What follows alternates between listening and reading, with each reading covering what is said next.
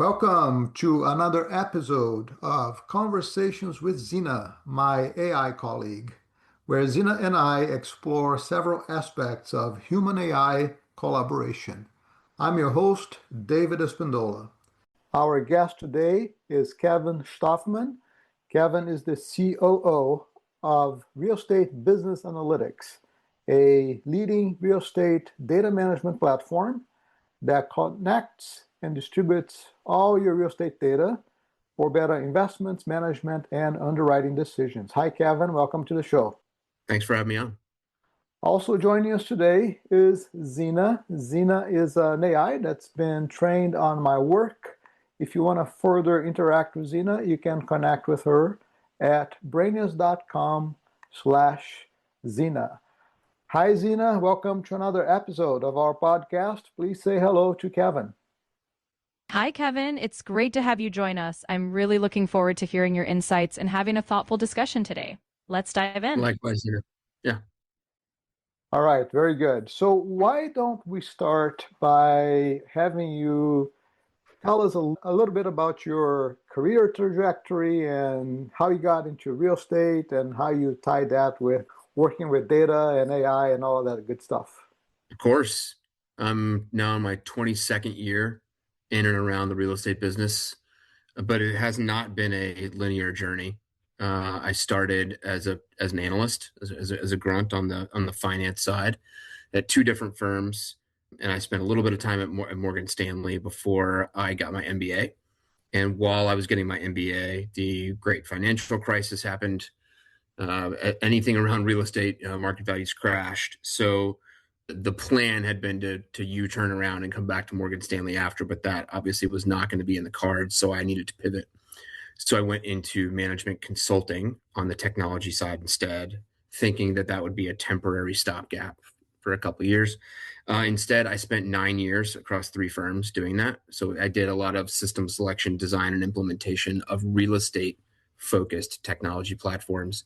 And then in the summer of 2019, I left the corporate world and became the COO of a small data visualization startup.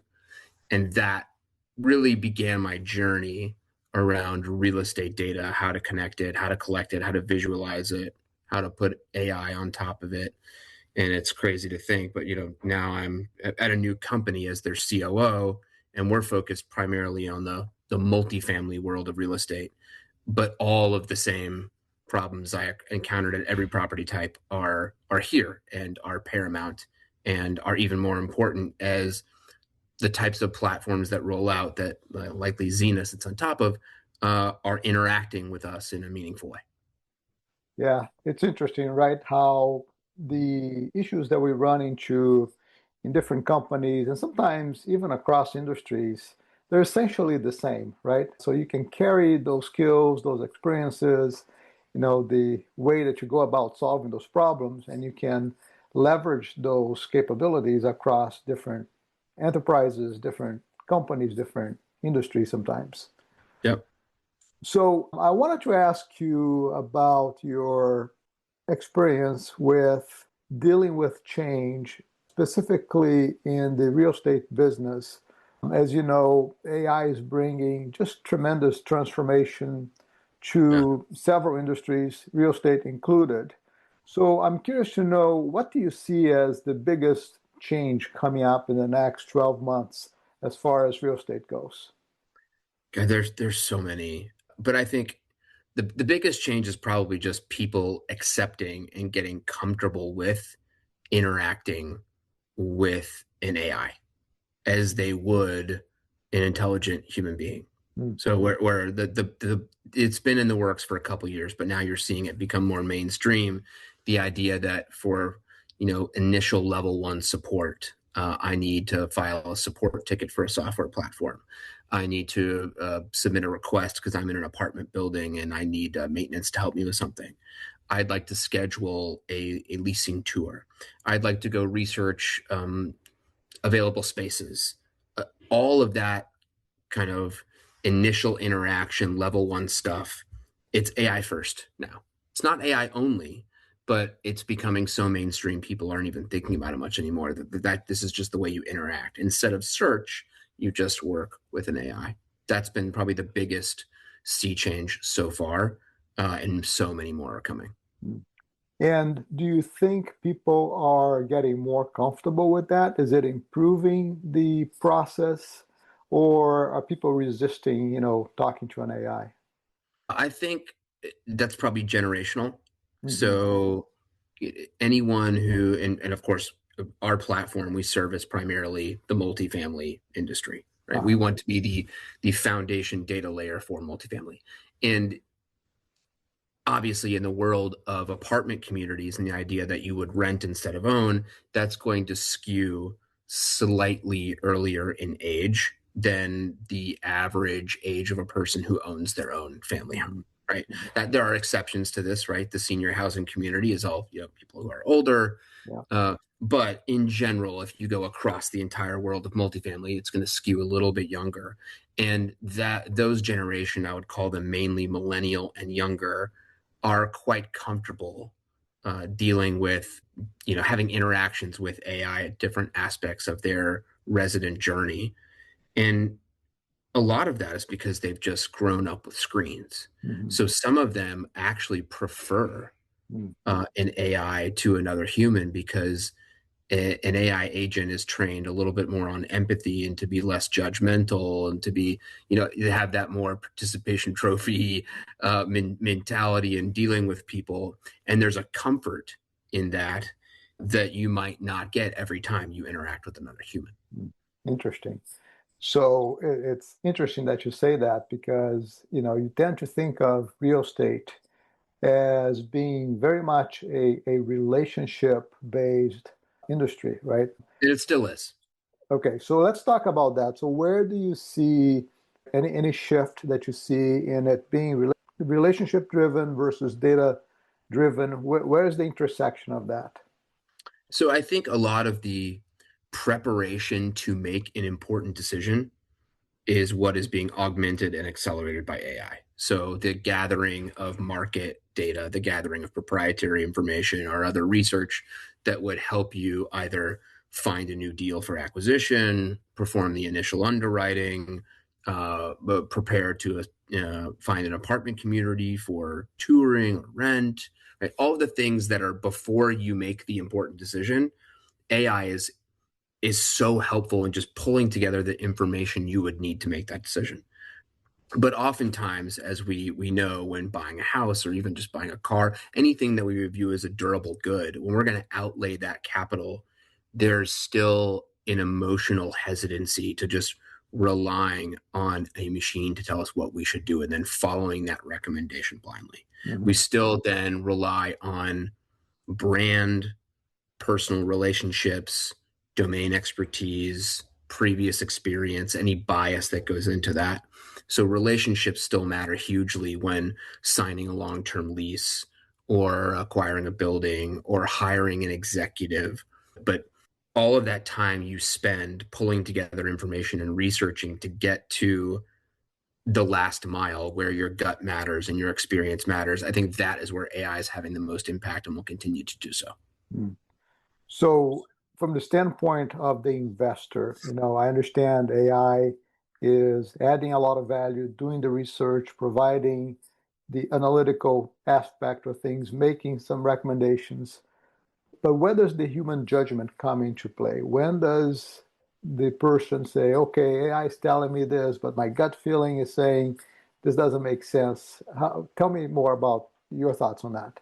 I think as you get more and more local, as you get more and more microeconomic, that asymmetric information, that experience, those gut checks matter a lot more. Mm. Because at a macroeconomic level, just AI can pull together a volume of data that would be hard even for the most experienced commercial real estate broker or chief economist to do. But there's a nuance in knowing why the southwest corner of an intersection is going to be lower risk or higher return or more profitable generally than the northeast corner of that same intersection. Mm. That's going to be very hard for AI to deduce, and it might be not because of an easy to find zoning change that's different between those two corners. It might just be oh, the left turn access, there's always been issues for years and people accessing this one corner, and that extra turn, there's just not as much foot traffic. Or we noticed that there's a grocery in the northeast corner, which would make you think that that's more attractive because grocery anchored centers are more attractive.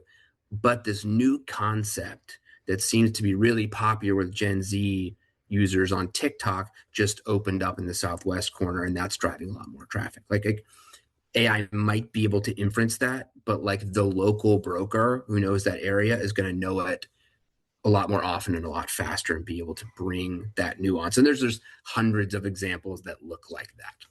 Yeah, that makes sense. The nuance that, the human judgment, the human experience, the human gut feeling, that's difficult for AI to capture all of that, right? It's really good at capturing the big data aspect of things, like you said, the macro side of those decisions. But for that specific location, that specific situation, that specific area of engagement, that human judgment is still very valuable. I'll give you one other Yeah. example to that. There are some people rethinking what fees they charge in Uh-huh. multifamily apartment communities. And on its face, you might think to yourself, well, in order to increase our income, we'd like to charge pet fees because that's it's ancillary income. Like people that have their pets will spend anything on them. Therefore, it doesn't matter how big of a fee we charge them.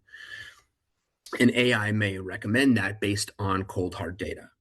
But as a growing apartment community owner, you might say, well, look, demographically, we actually want more pet owners because that makes the switching costs going to a different complex without the same amenities higher. And we can charge a little bit more in rent every month to accommodate for that. And then we can advertise, we're pet friendly here. We don't charge pet fees. Mm.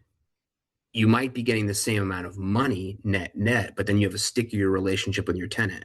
Mm. Is AI going to immediately tell you that? No, that probably not. But someone who's been working in the industry a long time may see like where the puck is going, and skating toward where the puck is going is removing pet fees entirely and then juicing rents a little bit because you're seen as an apartment community that's specifically friendly toward pet owners who are all by their nature typically extroverted friendly people. Yeah, no, that's a great example. It's about, having that foresight and being able to include your experience in the industry and in the particular market you're dealing with to really make those long-term decisions.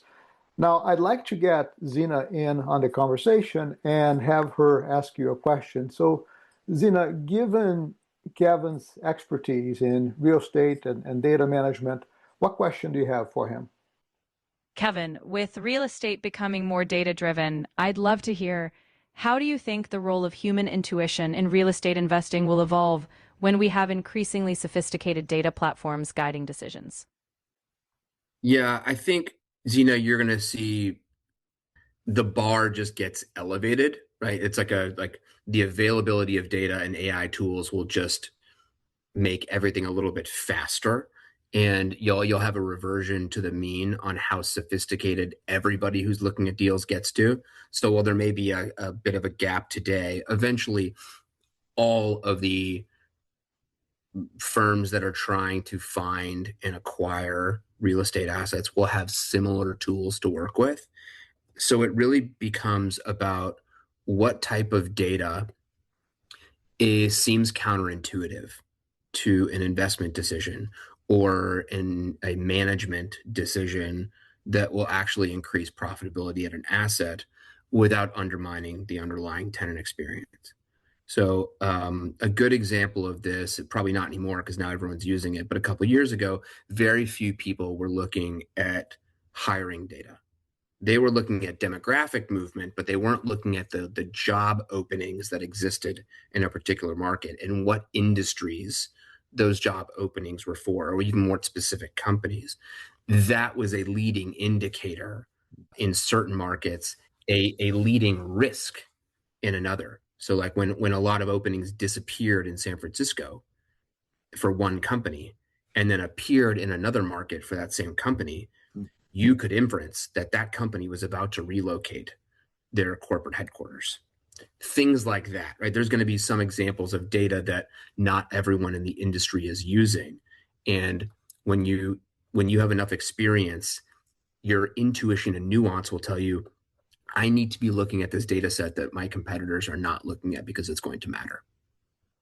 And it's just amazing how much data is publicly available out there. And we may not be leveraging all of it, but there's a lot of data out there.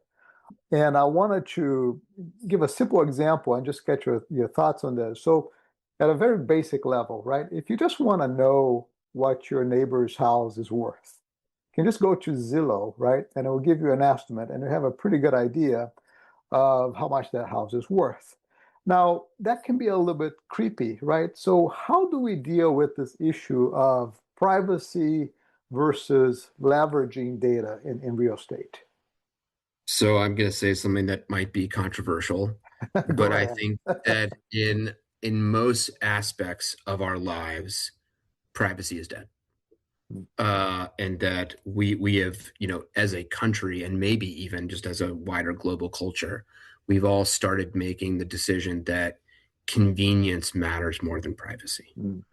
There are some exceptions, especially around like healthcare data, but for the most part, we are choosing that our lives are going to be easier if we share information, so that information can be accessible by more to collaborate with us. Like you see that you see the ads that you're being fed are definitely probably more relevant to your life, and you're like, how is this possible that I'm inclined to buy everything that I'm getting served up because Yeah. they know so much more about you.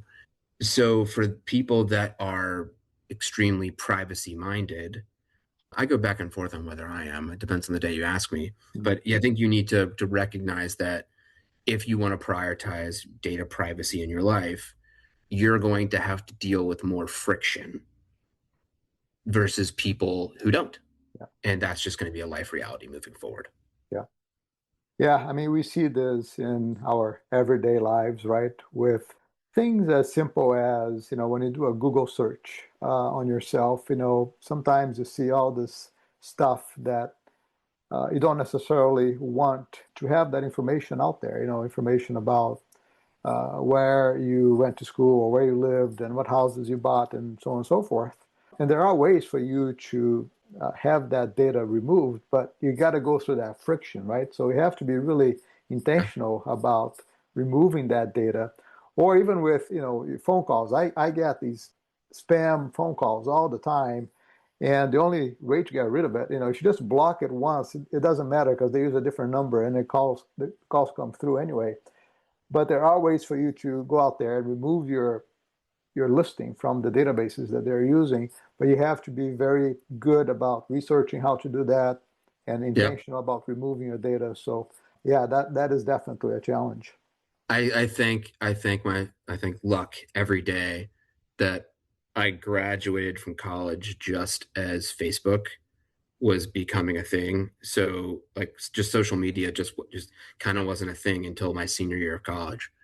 So all of those parties and events that we went to, that like I'm sure it's a lot harder to be a teenager or early 20 something right now, because just everything you do gets digitally recorded and you're just not developed to know when to say no to something, or when to resist the temptation of like turning the camera on.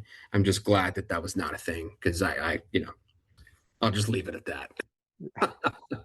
Yeah, no, definitely things have changed. And, the other side of this equation is people are, at least it appears to me, people are becoming more comfortable sharing things that, maybe 30, 40 years ago, we were much more Yeah. private about some of the things that, that we post or that we want people to know about. And people seem to be a little bit more open to sharing. And I don't know if that's necessarily good or bad, but it's just the way the world works today. Yeah. Now, going back to the data conversation, I wanted to get your thoughts on what challenges do you see with data quality?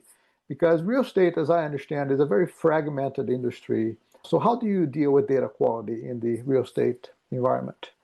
Yeah, there's a very, very tired and cliche saying, garbage in, garbage out. Yep. And I've tried to refine that statement, because there's actually a lot of information that gets entered into a system, whether that's an accounting system or a leasing system or a CRM or a treasury tool, etc., that at the time it's entered into the system is accurate. It was the correct information. The problem is that information gets stale and dated.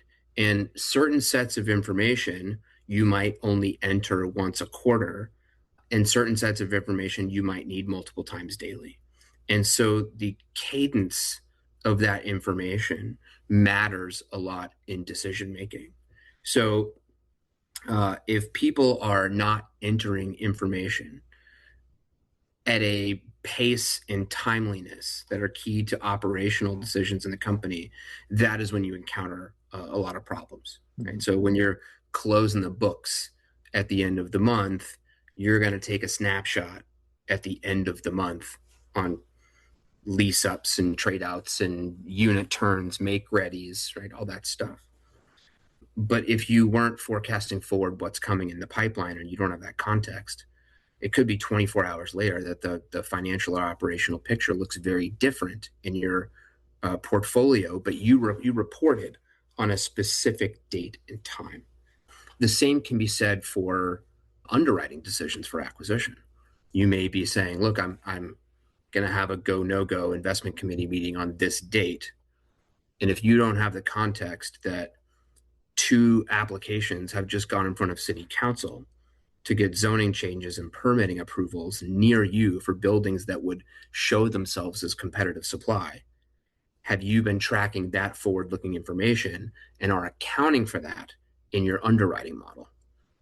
So the ability to gather all of the data that you need and to understand the nuance and context necessary to make these decisions is usually what separates the people that are outperforming their benchmarks in NOI or IRR or unlevered yield on cost, whatever metric you're going to use to gauge yourself against your benchmark or your competitors. That is what becomes important.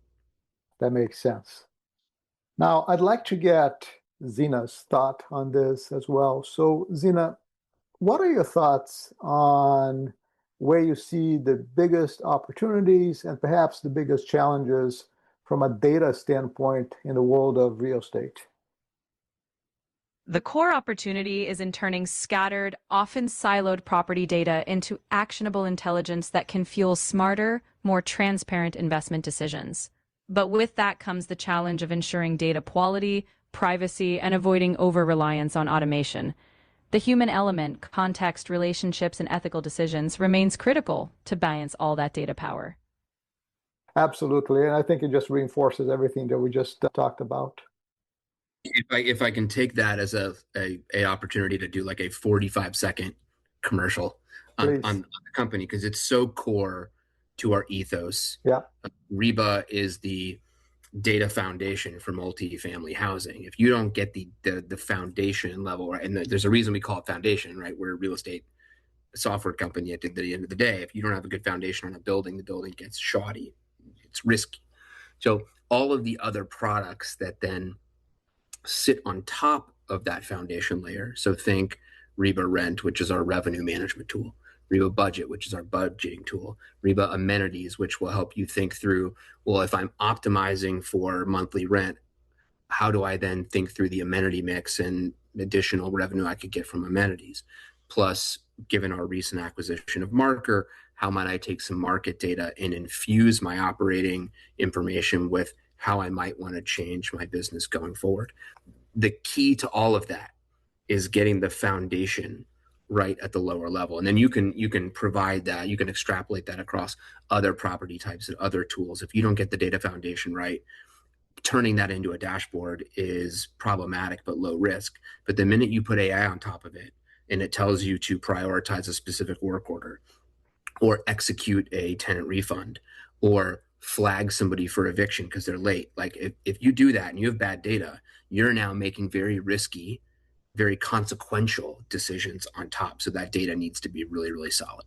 Yeah, no, I think you hit on something that is a core belief that I have is your foundational data is really, really important. And if you just put analytics or AI on top of bad data, you're going to get the wrong results. So, That's right. absolutely.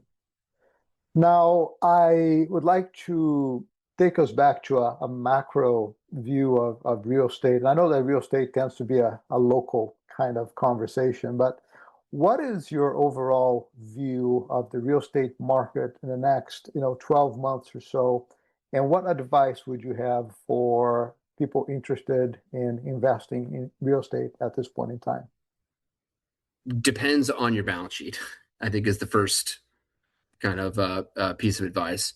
If you're like a very, very early days thinking about the market, you want to make your first purchase, an investment property, a home, something.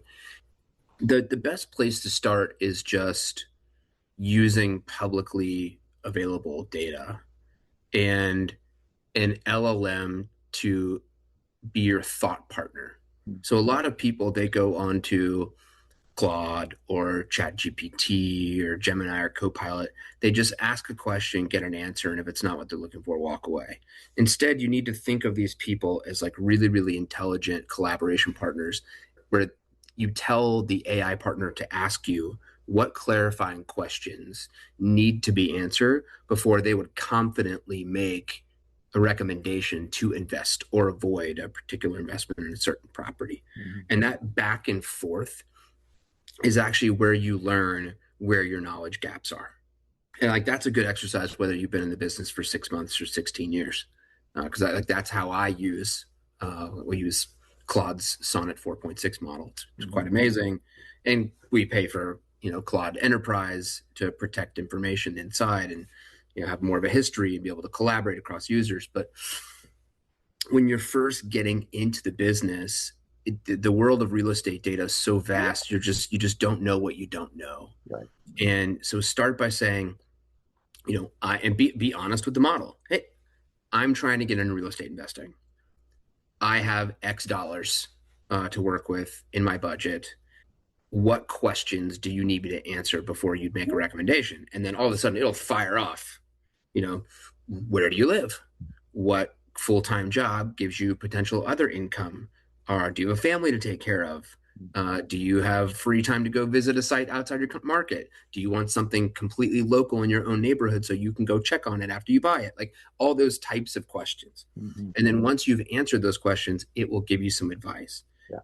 And then and only then do you think about, well, like, is that the actual budget I have? Am I so comfortable with risk? I'm going to go take out a loan to make my budget bigger. Am I going to go ask friends to co-invest? You introduce all this new complication. Start with AI as a thought partner. And by doing that, not only do you get a baseline level of understanding, when then you go reach out to your network of experts, you may know you have friends who are brokers or real estate agents or attorneys or title people. You're now coming to that conversation more prepared, and it's going to be a more productive conversation with them. So they're not thinking of you as just some newbie. You've been thoughtful in how you approach this, so they're excited to engage with you. Yeah, no, this is fantastic, right? That we have these amazing tools at our disposal these days that can help us think through some of these things, make us more knowledgeable, ask better questions, help guide us in our thinking process. I just think this whole thing is truly amazing. And if you use correctly, right, you have to know how to use it. But once you learn how to use it correctly, it can be very, very helpful. So, Kevin, this has been a fantastic discussion. Thank you so much for being a guest here on the show. I'd like to ask you a final question. Where can our audience find you?